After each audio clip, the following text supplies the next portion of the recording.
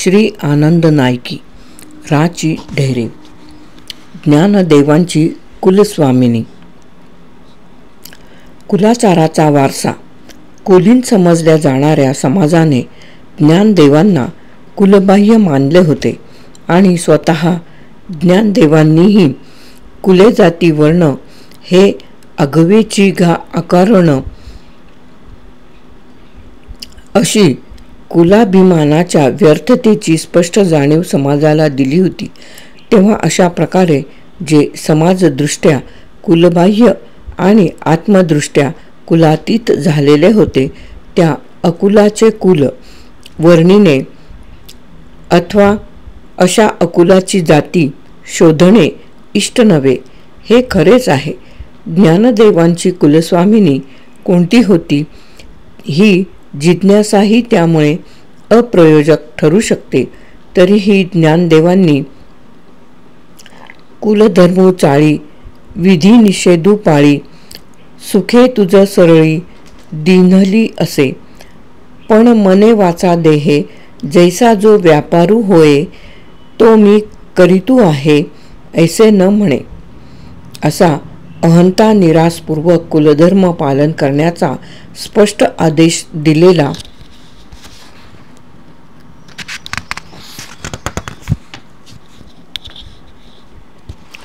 दिलेला आहे आणि कुलदेवतेला प्रेमाने भजणाऱ्या भक्ताच्या एका दृष्टांतात अप्रत्यक्ष गौरव केलेला आहे. नीच आराधन माझे काजी कुलदेवती भजे, पर्व विशेषे भोजे पूजा आन. अशी व्यभिचारी भक्ती त्यांना सर्वस्वी अमान्य आहे, हे खरे.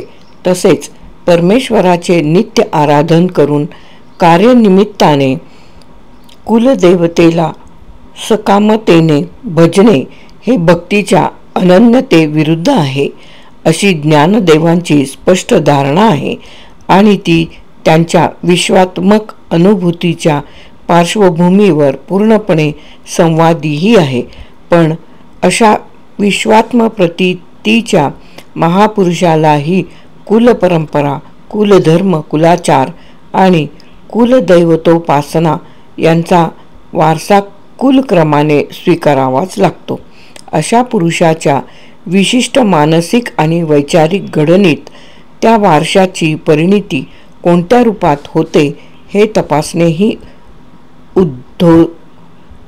उद्बोधक ठरेल.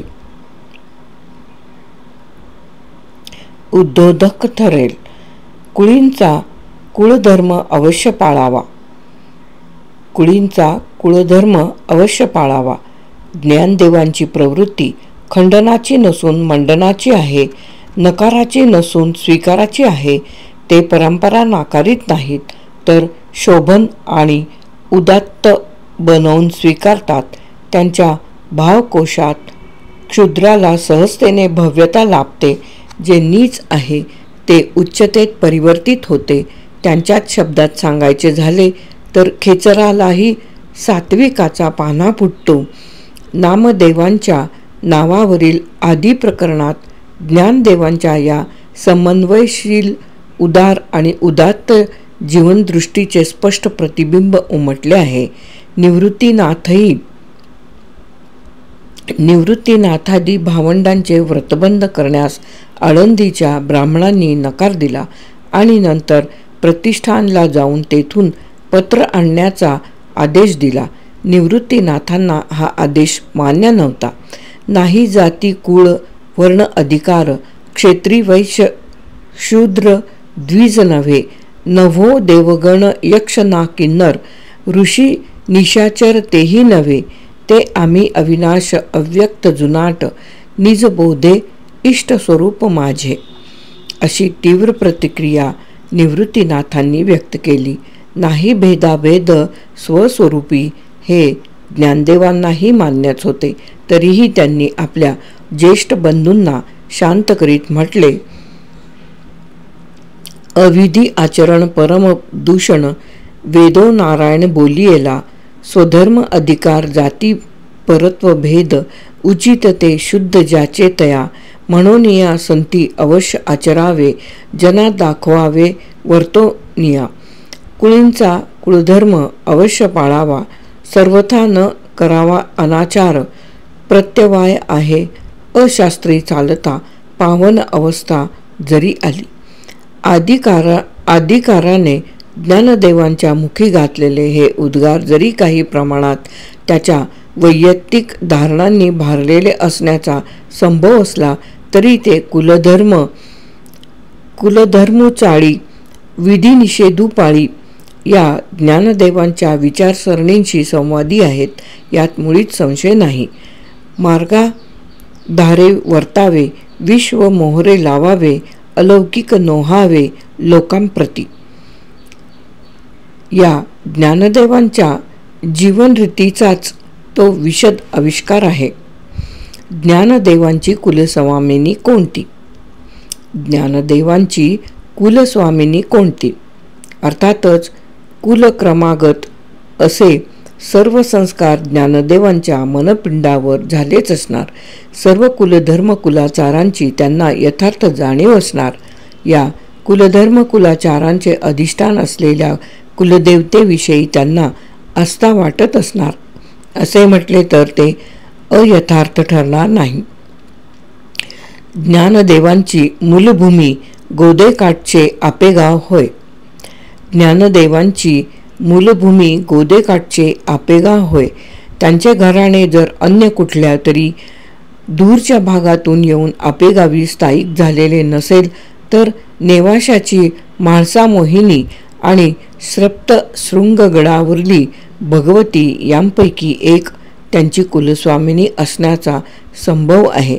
अधिकाराच्या माहितीनुसार ज्ञानदेवांचे वडील विठ्ठलपंत यांनी केलेल्या पहिल्या तीर्थयात्रेत व्रतबंध व वेदाध्ययन झाल्यावर ब्रह्मचर्याश्रमात असताना केलेल्या तीर्थयात्रेत ते सप्तशृंगगडावरील भगवतीच्या दर्शनाला आवर्जून गेले होते असे दिसते. मार्गीची तीर्थे करून समजते आला शक्ती जेथे सप्तशृंगा. परंतु आदिकार येथे सप्तशृंग निवासिनी भगवती ही विठ्ठलपंतांची कुलस्वामिनी असल्याचा उल्लेख करीत नाही. विठ्ठलपंत हे नेवाशाच्या म्हाळसा मोहिनीच्या दर्शनास गेल्याचा उल्लेखही आदिकाराने केलेला नाही. नेवाशाचा आणि तेथील आदिशक्ती म्हाळसेचा उल्लेख ज्ञानदेवीच्या रचनेच्या संदर्भात मात्र या ग्रंथकाराने केलेला आहे.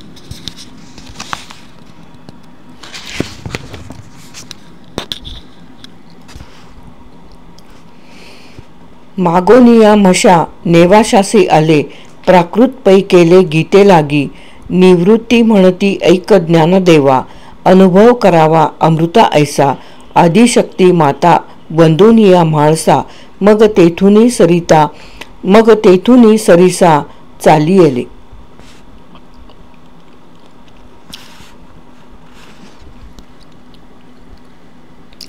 येथेही आदिकार म्हाळसेला आदिशक्ती आणि माता या विशेषणांनी गौरवित असला तरी त्याने तिला ज्ञानदेवांची कुलस्वामिनी म्हटले नाही.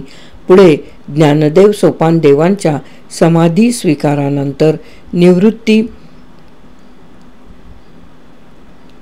मुक्ताबाई संत मंडळींसमवेत आपेगावी जाण्यापूर्वी म्हाळसापूर अथवा नेवासे येथे गेली होती असे वर्णन समाधी प्रकरणात आलेले आहे.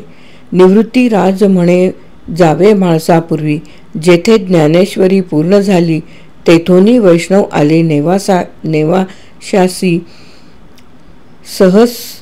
सहज समुदायेसी देवराव, म्हाळसे लागी पूजा केली असे निगुती, राहिले 10 रात्री ऋषिकेशी. या ठिकाणीही म्हाळसेचा पूजनाचा निर्देश असला तरी तिला ज्ञानदेवांची कुलस्वामिनी म्हटलेले नाही. ज्ञानदेवांनी ज्ञानदेवीच्या उपसंहारात ग्रंथरचनेचे स्थान नोंदविताना तेथ भुवनैक पवित्र अनादी पंचक्रोश क्षेत्र, जगाचे जीवनसूत्र, जेथ श्री महाळसा असा नेवाशाच्या म्हाळसेचा नितांत श्रद्धेने निर्देश केला आहे, परंतु तिला कुलस्वामिनी म्हटले नाही. यावरून असे दिसते की चरित्रकार आणि स्वतः ज्ञानदेव यांच्या साक्षी विचारात घेता नेवाशाच्या म्हाळसेला ज्ञानदेवांच्या भावविश्वात विशेष स्थान असले तरी ती त्यांची कुलस्वामिनी मात्र नसावी. ज्ञानदेवांच्या मूलभूमीला निकट असणारी आणि त्यांच्या ग्रंथरचना भूमीची अधिष्ठात्री देवता असणारी म्हाळसा मोहिनी त्यांना निसंशय प्रेरक ठरली आहे. त्यांच्या चिंतनाला तिने एक काव्यात्म वैभव प्रदान केले आहे असे अभ्यासांती स्पष्टपणे आढळून येते, परंतु तो स्वतंत्र चर्चेचा विषय आहे. आपल्याला प्रस्तुत संदर्भात ज्ञानदेवांच्या कुलस्वामिनीची निश्चिती करायची आहे. नेवासे येथील म्हाळसा मोहिनी आणि सप्तशृंग गडावरील भगवती या 2 पर्यायांपैकी म्हाळसेचा विचार आपण केला आहे. सप्तशृंग गडावर विठ्ठलपंत गेले होते हेही आपण पाहिले आहे. निवृत्तीनाथ मुक्ताईसह जसे नेवाशाला गेले होते तसेच मुक्ताईच्या समाधीनंतर त्र्यंबकेश्वरी स्वतः समाधी घ्यायला जाण्यापूर्वी ते सप्तशृंग गडावर गेले होते असे समाधी प्रकरणात वर्णन आले आहे. सप्तशृंगी आले देवसूरगण, उतरिली विमाने नामा म्हणे, देवी देवेश शिवी शिवेश, अगम्य सुरश आदिमाया.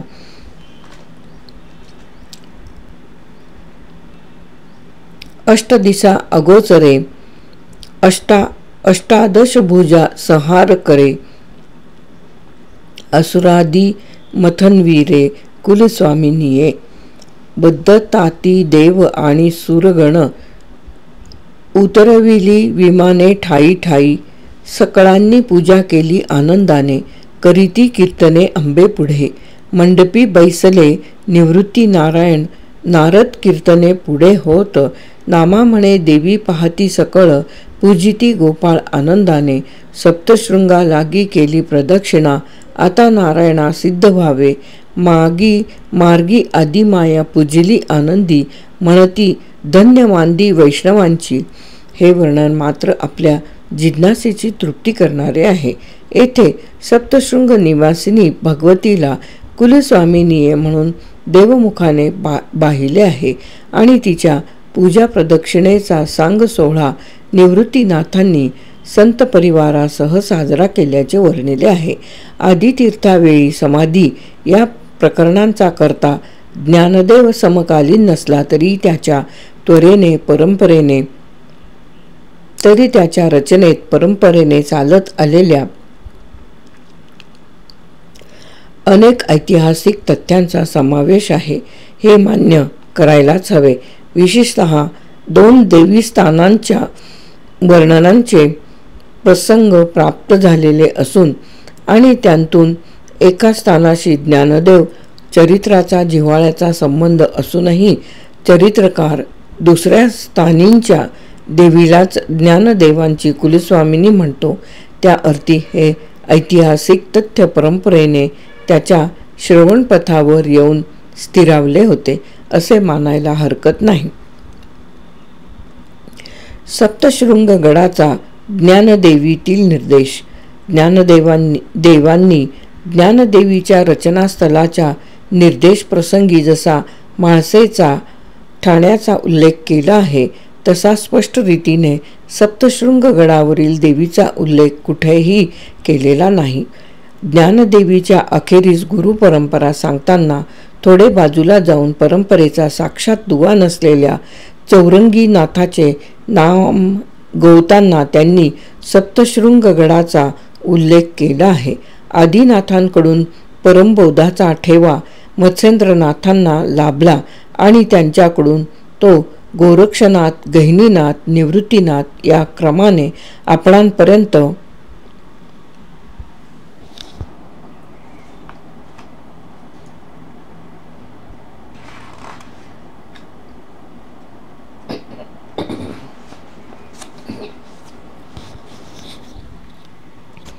आपणांपर्यंत आला असे सांगताना ज्ञानदेवांनी मत्स्येंद्रनाथांनंतर आणि गोरक्षनाथांपूर्वी मुद्दाम चौरंगीनाथाचे स्मरण केले आहे. तो मच्छप्रसव शृंगी भग्नावयव चौरंगी भेटला तो सर्वांगी संपूर्ण झाला.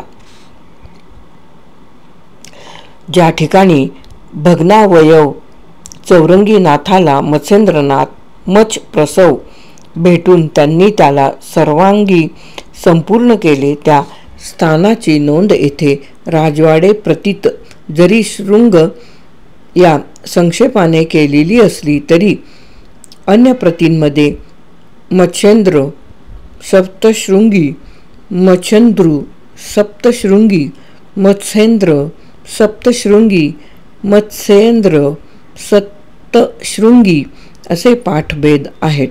तसेच नाथलीलामृतादी नाथचरित्रपर ग्रंथांमध्ये चौरंगीनाथाला अवयव फुटल्याची घटना सप्तशृंग गडावरच घडल्याचे वर्णन आलेले आहे. तेव्हा पूर्वनिर्दिष्ट ओवीत शृंग या शब्दाने निर्दिष्ट केलेले स्थान सप्तशृंग गडच होय यात शंका नाही. चौरंगीनाथाचा ज्ञानदेवांच्या गुरुपरंपरेत साक्षात समावेश होत नसूनही ज्ञानदेवांनी परंपरा कथनाचा ओघ थांबवून मुद्दाम त्याच्या कथेचा निर्देश केला आहे. यातून त्यांचा चौरंगीनाथाविषयीचा विशेष आदर व्यक्त होत आहे की त्यांना चौरंगीनाथांच्या निमित्ताने सप्तशृंग गडाविषयीची आपली आंतरिक ओढ व्यक्त करायची होती. या प्रश्नाचे उत्तर शोधायलाच हवे.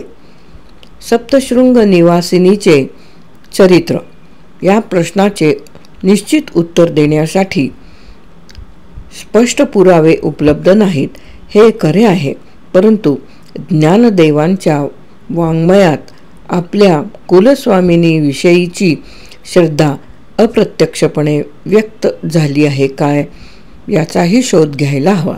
त्यासाठी प्रथम सप्तशृंग निवासिनी भगवतीचे पारंपरिक चरित्र पाहायला हवे. सप्तशृंग महात्म्य या नावाचे 2 अध्यायांचे व 90 श्लोकांचे एक संस्कृत स्थल महात्म्य उपलब्ध आहे. श्री पद्मपुराणे सह्याद्रीखंडे गिरिजा महात्मे अशी या महात्म्याची पुष्पिका आहे. सह्याद्री खंडात महाराष्ट्रातील स्थळ पुराणांचा समावेश करण्याची पद्धती आहे आणि सह्याद्री खंड स्कंद पुराणांतर्गत असल्याची पारंपरिक नोंद आहे. परंतु सर्वत्र प्रचलित असलेल्या स्कंद पुराणाच्या प्रतींमध्ये सह्याद्री खंड आढळत नाही. पद्मपुराणाशी तर सह्याद्री खंडाचा संबंध अन्यत्र कोठेही निर्दिष्ट केलेला दिसत नाही. गिरिजा कंसात गिरणा गिरिजा नदीच्या काठी असलेल्या सप्तशृंग पर्वतावर विराजमान झालेल्या भगवतीचा महिमा या सप्तशृंग महात्म्यात महिषमर्दिनीच्या रूपात गायला आहे. सह्य पर्वतांगर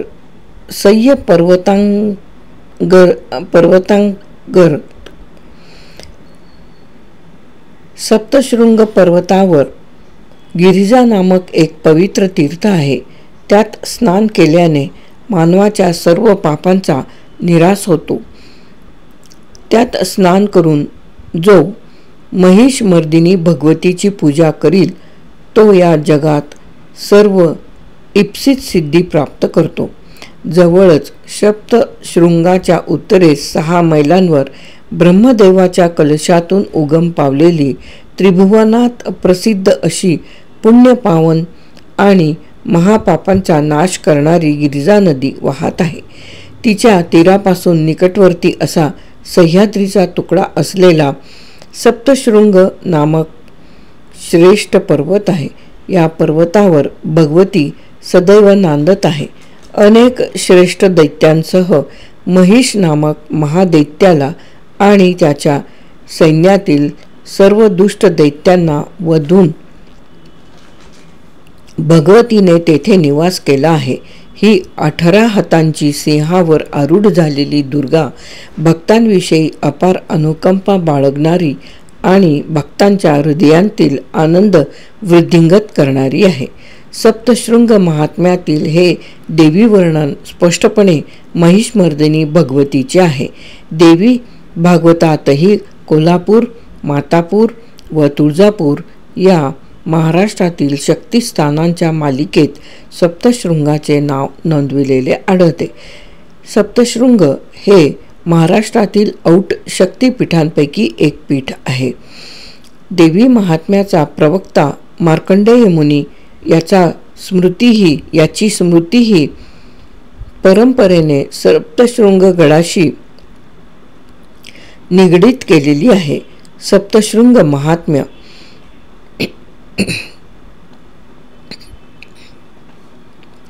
ज्ञानदेवांची भगवती भक्ती.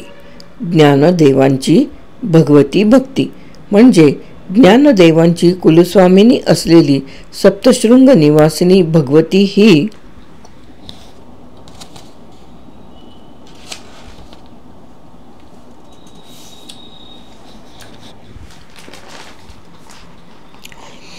महिषमर्दिनी दुर्गाच आहे. आपल्या या कुलस्वामिनीचे महिषांतक ध्यान ज्ञानदेवांच्या अंतःकरणात निरंतर विराजमान झाले होते. त्याचमुळे त्यांना योग साधनेतील जागृत प्राणशक्ती ही उग्र चामुंडेच्या रूपात प्रतीत होते आणि ते तिच्या संतुष्टीसाठी संकल्पांचे मेंढे कापतात आणि मनोमनीषाचा शिरच्छेद करून त्याचे मुंडके तिला अर्पण करतात.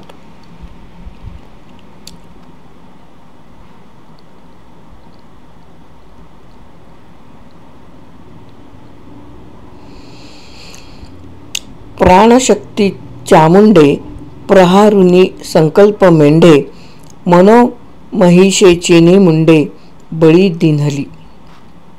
ज्ञानदेवांनी आपल्या देवघरात लहानपणी आपल्या कुलस्वामिनीची सुवर्णमूर्ती पूजली जात असल्याचे कदाचित पाहिले असेल.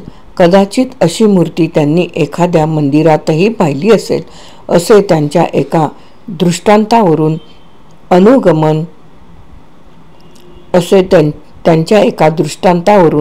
अनुमान करावेसे वाटते. सोनियाची का चंडिका सुवर्ण सुळेंची देखा सोनियाची या महिखा नाशू केला. तो देवलविसिया कडा व्यवहारू गमला फुडा वांचोनी सुळू महिषू चामुंडा सोनेची असे. सुवर्णाची चंडिका सुवर्णाच्या शूळाने सुवर्णाच्या महिषाचा नाश करीत आहे अशी मूर्ती अर्चकाच्या दृष्टीने जरी चंडिका शूळ आणि महिष यांचा वेगवेगळा प्रत्यय घडवीत असली तरी ज्ञानदेवांच्या एकाकार विश्वात्मदृष्टीने ते सर्व सुवर्णच आहे. सर्व नामरूपांच्या पसाऱ्यामागे एकच एक परमतत्व विलसत आहे. ही ज्ञानदेवांची विराट अनुभूती आहे. तरीही कुलक्रमागत संस्कारांमुळे महिषमर्दिनी भगवतीचे रूप ते विसरू शकत नाहीत. त्या रूपाच्या साहचर्यानेच ते आपली अनुभूती अभिव्यक्त करतात. किंबहुना अनेकदा ते या पूर्वपरिचित रूपाच्या माध्यमातूनच विराट अनुभूती स्वीकारतात. आपल्या कुलस्वामिनीविषयी त्यांच्या अंतःकरणात असा अमिट श्रद्धाभाव पारंपरिक संस्कारांनीच दृढावलेला असल्यामुळे त्यांच्या जीवीचा जिव्हाळा बनलेल्या गीतेलाही ते महिषमर्दिनी भगवतीच्याच रूपात अनुभवतात.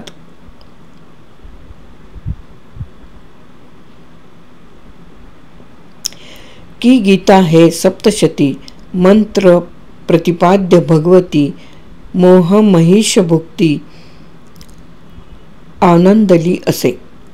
ज्ञानदेव म्हणतात, गीता ही 700 श्लोकांच्या मंत्रांत वर्णिलेली साक्षात भगवतीच असून ती मोहरूपी महिषासुराच्या भुक्तीने आनंदली आहे. ही त्यांच्या भगवती भक्तीची सहज अभिव्यक्ती आहे. ही भगवती भक्ती त्यांच्या अंतःकरणात केवढे उदात्त आणि उत्तुंग रूप पावली होती याची ती निशाणी आहे. अकुलाचा आगळा कुलाचार. ज्ञानदेवांसारख्या प्रतीतीच्या सम्राटाला साजेशीच ही भावस्थिती आहे. सप्तशृंग निवासिनी भगवती ही ज्ञानदेवांची कुलस्वामिनी होती. त्यांच्या कुळात तिची उपासना कुलदेवीच्या स्वरूपात पिढ्यानपिढ्या चालत आलेली होती. परंतु ज्ञानदेवांनी कुलसंकल्पनेचा विस्तार विश्वाला व्यापून उरण्या इतका केल्यामुळे त्यांची कुलस्वामिनी ही विश्वव्यापिनी आणि विश्वमोहिनी जगदंबा बनली. ज्ञानदेवांनी आपल्या घराला दगडविटांच्या 4 भिंतीत सीमित न करता ज्याप्रमाणे हे विश्वचे माझे घर असा पैसाचा प्रासाद निवासासाठी निवडला, त्याप्रमाणेच त्यांनी आपले कुलही रक्तामांसाच्या नातेसंबंधापुरते मर्यादित न करता साऱ्या भूतमात्राशी जिव्हाळ्याची जवळीक केली. कुलसंकल्पनेच्या लौकिक धारणा उराशी बाळगणाऱ्या समकालीन समाजाने जरी त्यांना अकुलीन ठरविले तरी त्यांनी अकुल शिवाशीच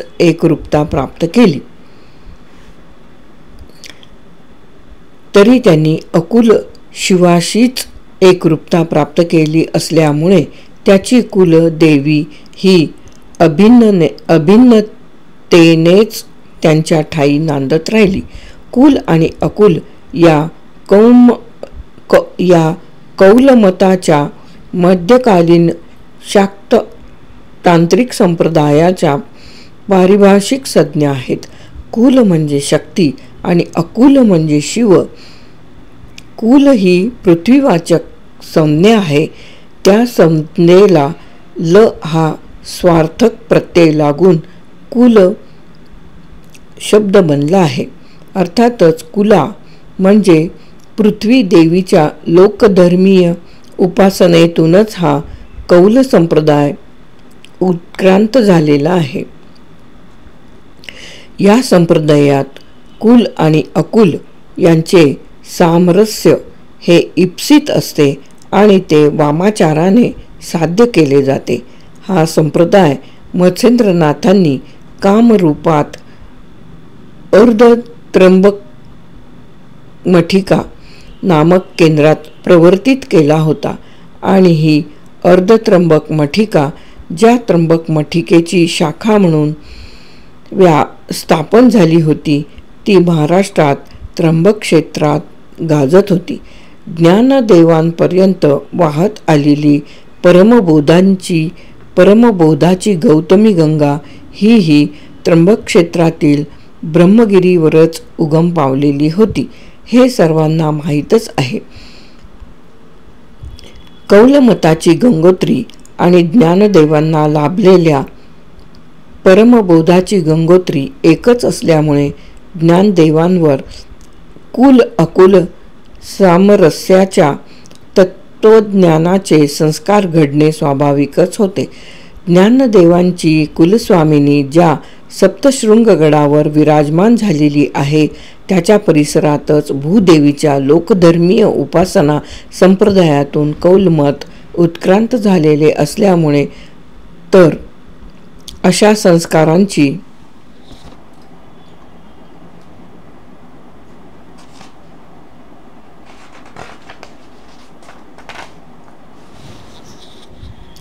शक्यता नाकारता येत नाही.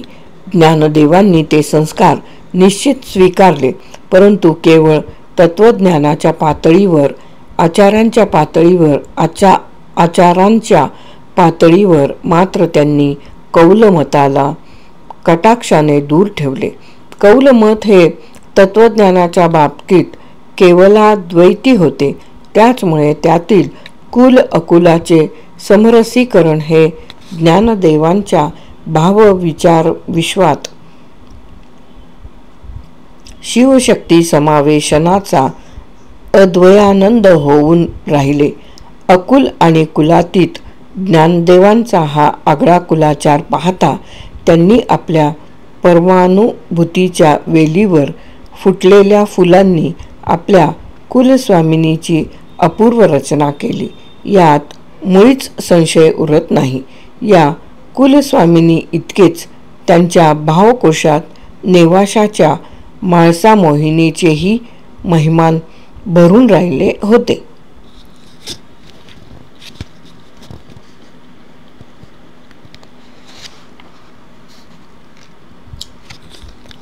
ज्ञानदेवांची कुलस्वामिनी प्रकरण येथे समाप्त.